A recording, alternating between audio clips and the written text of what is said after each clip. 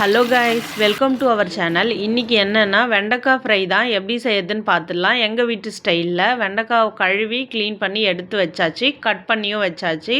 இப்போ stove on பண்ணி ஒரு கடாய் வச்சுக்கலாம். கடாயில் வெண்டைக்காய் பொரியலுக்கு தேவையான எண்ணெய் ஊற்றிக்கலாம். எண்ணெய்க்கு அப்புறம் கடுகு கொஞ்சமாக ஆட் பண்ணிவிட்டு, நம்ம கிறிஸ்பி ஃப்ரைலாம் இல்லை, நார்மலாக ஒரு வெண்டைக்காய் பொரியல் தான். எப்படி செய்யுது அப்படின்றத பார்த்துக்கோங்க. இது வந்து ஒரு பெரிய வெங்காயம், அப்புறம் கொஞ்சம் கருவேப்பிலை, கொஞ்சமாக மஞ்சத்தூள்.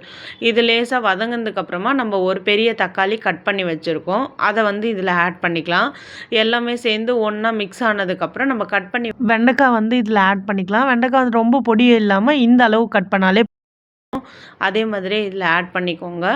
வெங்காயம், தக்காளி, வெண்டைக்காய் எல்லாமே ஒன்று சேர்கிற அளவுக்கு நல்லா மிக்ஸ் பண்ணிவிட்டு, இப்போ வந்து தேவையான சால்ட்டை நம்ம ஆட் பண்ணிக்கலாம். சால்ட் ஆட் பண்ணி ஒரு மிக்ஸ் கொடுத்ததுக்கப்புறமா நம்ம தேவையான மிளகாத்தூள் வந்து ஆட் பண்ணிக்கலாம். நீங்கள் காரம் உங்களுக்கு பிடிக்கும் அப்படின்னா நீங்கள் உங்களுக்கு தேவையான அளவு ஆட் பண்ணிக்கோங்க. நாங்கள் மீடியமாக சாப்பிட்றோம் அப்படின்றதுனால நான் மீடியமாக ஆட் பண்ணியிருக்கேன். அவள்தான் நல்லா கிளறி விட்டுருங்க, மிக்ஸ் பண்ணிவிடுங்க. எல்லாமே மிக்ஸ் பண்ணிவிட்டு நான் வந்து தட்டு போட்டு லேசாக மூடுறேன். தண்ணியில் எதுவும் நான் சேர்க்கலை. அப்படியே தட்டு போட்டு மூடினா அவ்வளோதான், வெண்டைக்காய் ஃப்ரை வந்து நமக்கு ரெடி ஆயிடுச்சு. இதே மாதிரி உங்கள் வீட்லேயும் செய்யுங்க. நம்ம சேனல் பிடிச்சிருந்துச்சி அப்படின்னா லைக் பண்ணி சப்ஸ்கிரைப் பண்ணிக்கோங்க. தேங்க்யூ.